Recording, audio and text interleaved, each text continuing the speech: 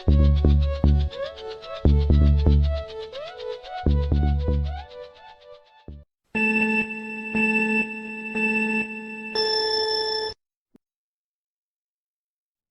friends, thanks for joining Deep's TA Tuesday every Tuesday at 12 p.m. Mountain Time. As a member of DeFi-Logic server, you can join our call every week, request chart reviews, and discuss the charts in real time. Check out the link in the video description below. In today's community call, we'll review charts for Unibot, Ape, FBT, Sol, Bitcoin ETH, crypto total market cap, BNB, and for legacy markets, S&P 500, NASDAQ, U.S. 10-year bonds, U.S. dollar index, and U.S. stock market volatility index, or VIX. And with that, over to you, Eddie. Cool. So we're back. Excited. Hopefully everybody has survived the crazy movements. So we're going to start off with Unibot. I think we looked at Unibot last week. Hopefully I'm saying that correctly. Sounds weird. But let's see. So the DeFi-Logic Analyst reviewed and reported on Unibot with daily dose, shortened format available for members to review in the server.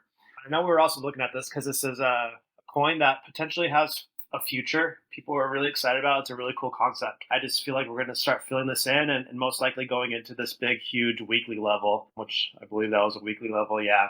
And it seems like that's still where we're trending. I do, however, like what we're seeing here now on the daily. It is starting to want to form this bottom here. We got these nice P's coming up, and which is pretty good.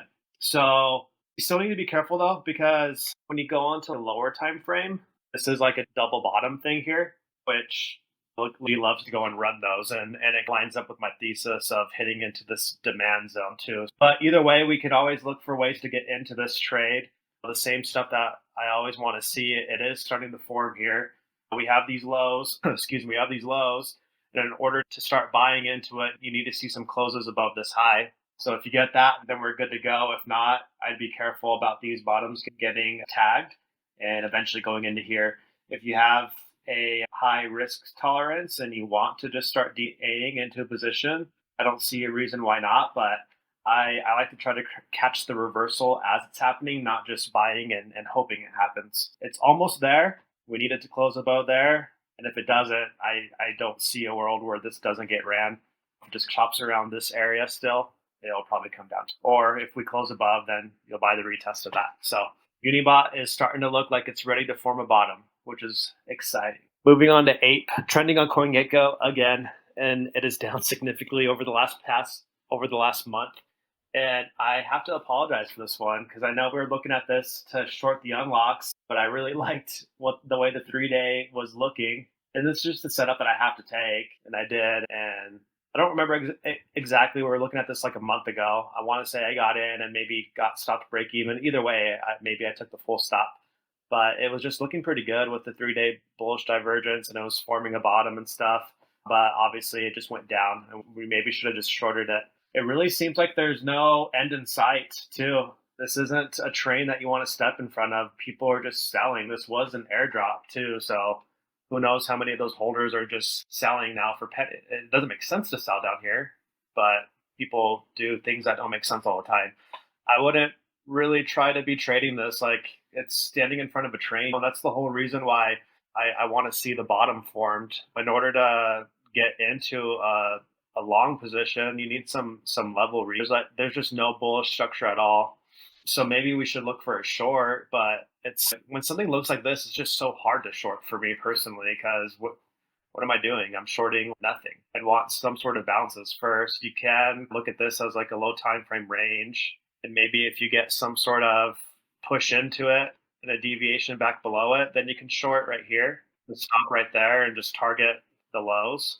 It's just hard to trade with how it is. Look for shorts until you start to see significant reclaims, though, is the only kind of opinion I have with it for now. You could even try just to short a new breakdown as well, too, but it's just not my style of trading. It's very risky. Okay, so let's look at FD again. So I believe we've been looking at this for a couple of weeks. The revenue sharing is live with claim functionality available soon. From the front end calculations, the revenue sharing seems to be roughly 20% of the token holding value. So devs are working there, but buyers are not buying. I'm still in this position and it's not looking good. I personally haven't bought in this box again yet just because I don't see anyone excited about it, but this is as good of a spot as ever to buy. I'm probably going to have to close this position though soon if we don't see any reversal soon, because you got all these like bottomless wicks too on the daily, which is usually pretty good sign that we're going to come in and make a wick eventually. It's just not looking very good, which is too bad because it seems like such a great project, but the market just doesn't have very many excited people in it right now. So we'll see. Want it to hold here still? Hopefully it does. I don't really see anything other than just holding on to the current position that I'm in for now. Nothing on the high time frames, probably nothing on the low time frames either. Just looks like people are just consistently just selling it. You do have this thing going on, which I guess is supposed to be like a bullish kind of pattern. So if it can start to reclaim it and start to reclaim some highs, then it'll look good. I'll probably buy more once we see a high like taken out. So if I can get something like this, maybe. I don't really have a low to say for my market structure, so I'll just use the diagonal for now, because I just feel like it's going to make new lows still. I'll probably just do some more of this. Hopefully it doesn't just do that and then you owe money. But yeah, it needs to start putting some bullish price action in soon. Okay, moving on to Sol. Tons of FUD on Twitter about FTX liquidating assets. Apparently, FTX controls roughly 16% of the supply of Sol. I'd seen something like their unlock schedule is out for a while, but I didn't verify that. I don't know much about that kind of stuff. I just trade the chart. But I also think Sol is one of those ones that you want to buy for long term. So let's see what we have going on it. I'm going to start fresh. I don't even know what I was looking at back on this chart. I'm going to start with the weekly. So everything in my brain just tells me that we eventually get to buy that SBF level. What was it? Was it $3 and F off or $2? Someone look that up. But I just feel like just because it has to come full circle and go to that level where he made that famous tweet. So I'm going to be watching for that. And if it does come, I'm just going to buy as much as I can, because I think everyone at this point has probably seen the Solana and Ethereum fractal. So it's one of those like self-fulfilling prophecies where it's just going to do it, I think. So anyways, that's just a side note.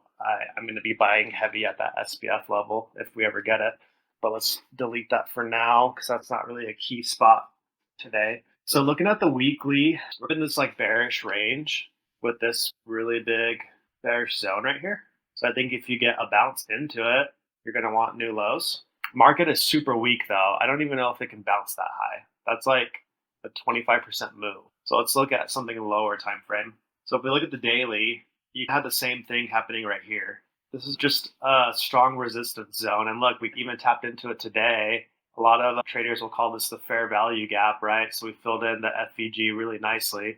I don't really like using FVGs that much personally, but it's there and it filled it in perfectly. Obviously, this is a very bearish daily candle. Let's see what else I can see. Okay, we're not going to keep zooming in. So I think for now, you want to, so going back to the higher time frame bias, we're in a weekly bearish range, okay? So you want to be shorting any rips that you get. I think there's a chance that it could come into here, and I will be looking for a short setup to, if I get some sort of sweep of any significant highs, I'm definitely going to want to short it to new lows. You might have to zoom in lower though to find anything really on it. I don't know. We'll see. I'm going to stay with this one. I'll be looking for shorts into this zone and anywhere above it. In order for me to flip bullish on it, we have to take out a lot of levels. But the same thing I was saying last week when I was the bearer of bad news. But a side rant on that. Moon Carl has how many subscriptions? And we have how many less? When we were looking at Bitcoin, I was talking about lower prices on Bitcoin, which came and then it bounced out of nowhere too. So today's price action has been really strange. So we got this huge sell-off. So we were looking last week. Where was our candle? We were somewhere around here. And I mentioned that I was short with an invalidation just like right above the entry basically. And I was looking at these lows and then some higher time frame lows as well. And then we got them. So I was able to exit out of some of my position as we started to tag these lows right here. So I took profit, but then it was getting bought up really strongly. So I did go to break even and I got stuck break even on the rest. And I unfortunately didn't get into another short, which would have been nice because then it went again, but then it instantly reversed too. Price action's been strange today. And now a lot of my friends have been getting chopped up all week. And I haven't even taken a trade this week just because it's been super choppy. I still have the same bias on it though currently. I think, hold on, let me look. I'm going to erase all this. Yeah, so we had a huge sell-off and a huge buyback. It's going to really depend on how this candle closes today. And honestly, it's a tough time to stream right now and form any kind of bias because we got CPI, I believe, tomorrow, which should give us some better direction. But a lot of times, I will say this, a lot of times with CPI, I do like to fade the initial move. So I still really like this level that I had up here for a short. So if during CPI, we're getting prices to pump, I'm going to short it and I want new lows still. Okay, hold on. I know I had, yeah, so these are like equal lows happening. Oops. They're not the best ones, but they're there. You need to be aware of it. Actually, they are pretty good. Equal lows typically get taken out. And once all these get cleaned up, we'll see what happens there, right? There's some right here that can get taken out as well. So we'll see. That's still what I'm looking for, though, is really I would like to short that in order for me to, hold on, let's look for a long scenario. It's the same thing, same idea. This will probably happen during side. Like if we start getting bearish prices into it, then I'll look to long into this zone. So really just what happens first. If market's pumping during the news, I'll short it. If market is dropping during the news, I'll look to long it. You really are going to want to see the setup formed here to get long because market's been just selling off pretty hard. Whereas the short, you can probably just short as it enters with an up there. But tough to read. We're in a pretty pivotal spot. I think it's going to do this one or do this one. And you just have to be careful for both. If we start losing these levels, though, it's bad. If we're getting any significant 12-hour or daily closes below these lows, for sure these are on the table. But realistically, you have this whole zone and this whole zone too. And then that starts talking into, is this just a macro accumulation zone? Which, I mean, I think it is, right? Because you got these high time frame range highs, these high time frame range lows. So if we start to lose these lows that we're looking at, we're for sure going to at least go after some of these. And there's a chance that I need to make it to where I could just switch to cursor back on my favorites. But there's a chance that we just do this again, right? For sure, catch it when the market reverses. So make sure you're telling all your friends to subscribe and leave comments. Hopefully that makes sense. I think I rambled, but I also just laid out two low time frame scenarios that I'm watching, and then obviously the higher time frame picture too. What is potentially happening here. So let's look at Ethereum. Last time I was just saying like you don't really need to watch Ethereum because it's just doing whatever Bitcoin does, and I want to say that's exactly what happened. I mean, doesn't it look the same? Maybe, yeah, it just looks the exact same. So it's a little bit weaker too because it's already under these lows. It's already closed under these lows that Bitcoin hasn't even tapped. So Ethereum's actually weaker. Let's see what's going on. A really good short today right here. Sorry, I haven't looked at this since last week, so give me a second, guys. Let me just look at this for a bit. Again, it's the market is waiting for CPI, I feel, and I hate to lean on that, but price action has just been so choppy this week. It's been really bad. So I think you really just need to see what's going to happen tomorrow. Same kind of idea, though, is if we go up first, I'll probably look to short it, but I might short Ethereum over Bitcoin since it's clearly weaker. It's already into these lows that Bitcoin isn't. Let me make sure it's not just cracking. Hold on. Yeah, no, it's definitely weaker. Ignores this was happening when price action was over here. Yeah, I think whatever I had on here was still what we're looking at. I would like, if it's strong enough to go all the way up here, I want to short it to these lows and potentially these. If it flips this level, then we can talk about getting bullish, but then we have this resistance here too. I think I'm literally drawing what I had up already last time, but that's how it looks. Prices are going lower still. I would love for this pump to happen during news so I can short it because I just don't see anything else happening. This is just such the most bearish looking chart ever, in my opinion. So yeah, look to short everything. And then we'll finish off by looking at total. We've been looking at total 3 the last few weeks, but it looks the same, right? So I'm just looking at this high time frame level. Nothing really has changed on it. It's just doing its thing. So let's look at instead just total market cap, which is the market cap of everything, just so it's a slightly different, but it looks the same as well. All these prices are just fractal of each other. Same concept. We've got this range high, we've got this range low, deviation below, deviation above. It's starting to look like it's turning around a little bit more than total 3 is, though, right? Kinda. Nah, never mind. They look the same. Same idea, though, guys. We're in this macro range. This one's a little bit tighter. Bitcoin moves less, right? So I think that Bitcoin and Ethereum are going to trade lower, though. So I would just wait for this to get lower, the 25 trillion mark, before you start to really look for accumulations. If you take the lows out and create like another deviation of it, then as soon as it reclaims this 820 million mark, probably a safe spot to buy. So yeah, that's it. Short term, I think everything's going to go lower. I want to short basically everything we're looking at.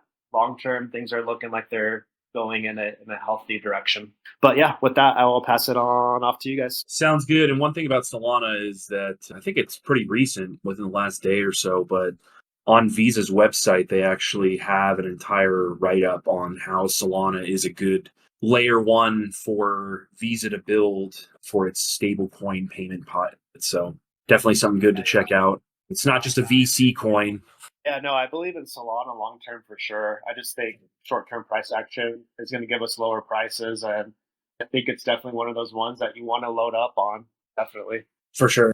Yeah, definitely. All right. So I will bring up GForce. And on to the next section, GForce. As always, I'm going to look at the legacy markets, and that's going to consist of S&P 500, NASDAQ, the dollar index, and I will also look at the U.S. 10-year yield. I'm adding that because that's starting to drive the legacy markets quite a bit nowadays. So here we go. We're looking at the S&P 500 on a daily chart. You can see I just put basically to make it clear the third level. That's the black line there. That level, it's a mental level. It's not a technical level. It's an emotional level for people. That drives the markets as well. Besides technicals is emotion. So I put that in on that. You'll see that we peaked back here on September 1st.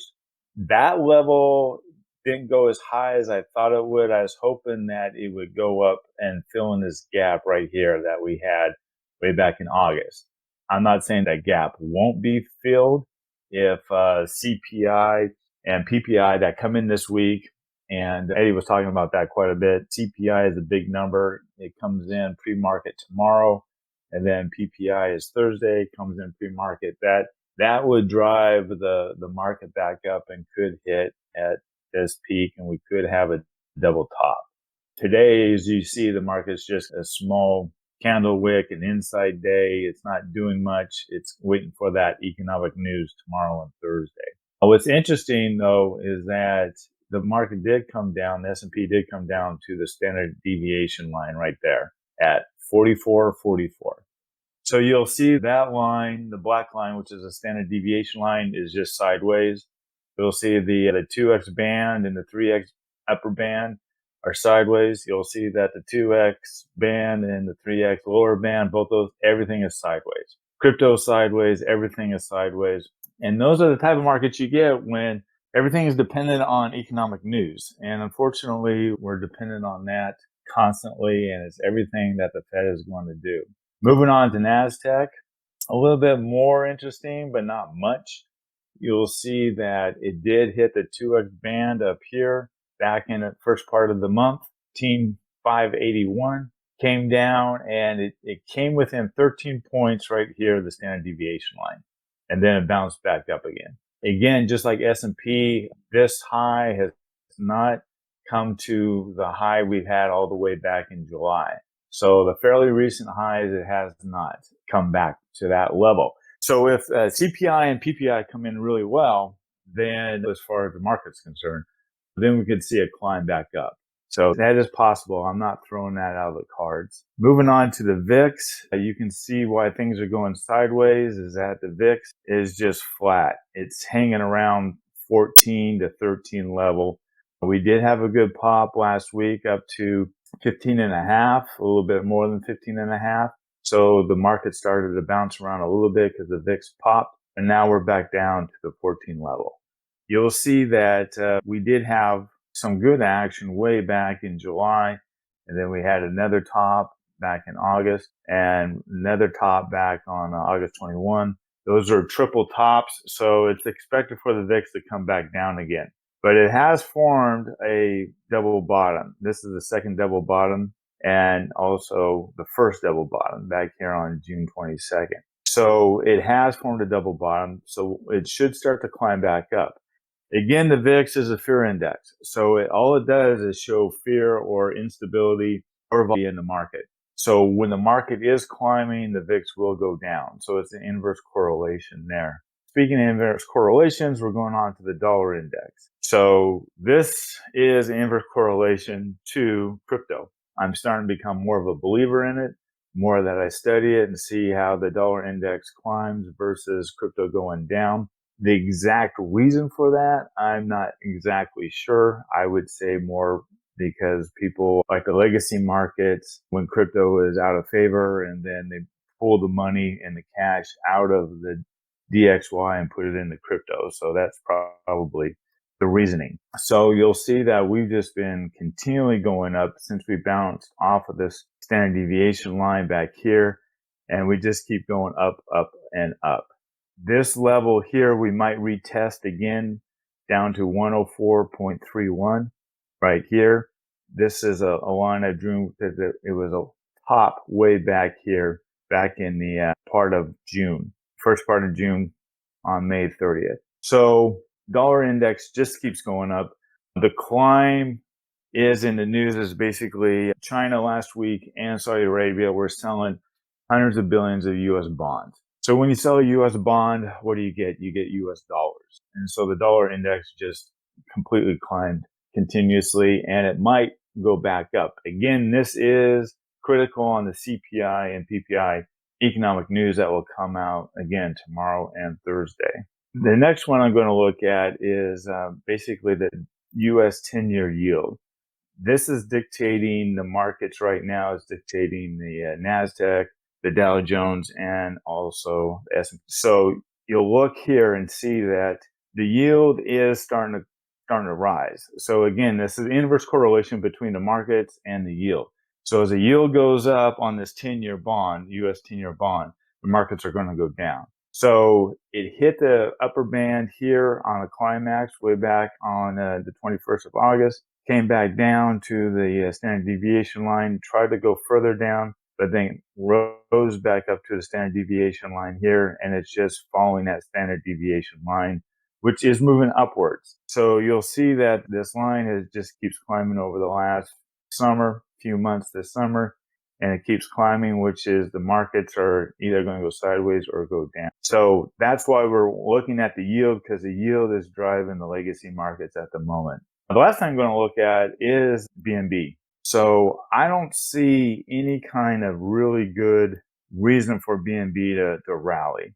We looked at several things. Pepe and I have made this conversation several times. I drew a triangle here because it looks like it is doing a triangle. The bottom line here is 214. I marked it there. And the upper diagonal line just keeps coming down to form this triangle. Sure enough, with all this action going on for 11 days, it was either going to pop or drop.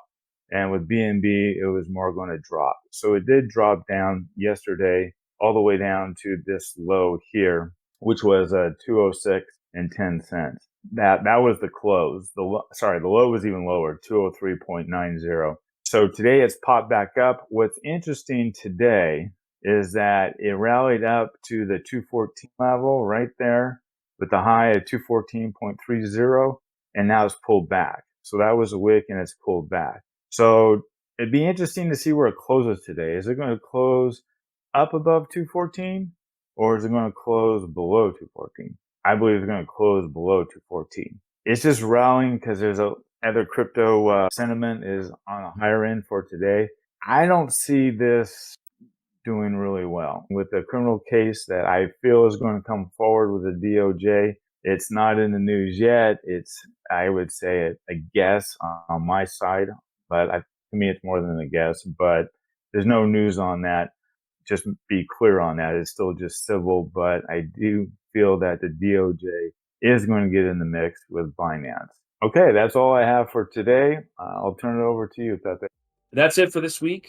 Remember As a member of DeFi-Logic, you can post requests in the Daily Dose forum, and we'll review your coins, assets, and tradable proxies in the next call. Also, DeFi-Logic members interested in alpha testing our ETH spot trading indicator and new XRP strategy developed by Cryptix. The service is free until we launch. Currently, we have a Bitcoin strategy in development that should be released soon as well. Also, DeFi-Logic is a freemium service for members that join prior to public launch. As an early member, you'll gain free time access to the server and steep discounts on other products and services we develop in the future. Thanks for joining, and we'll see you next Tuesday at 12 p.m. Mountain Time. GM friends. Join us next week in Discord for TA Tuesday at DeFiLogic.com.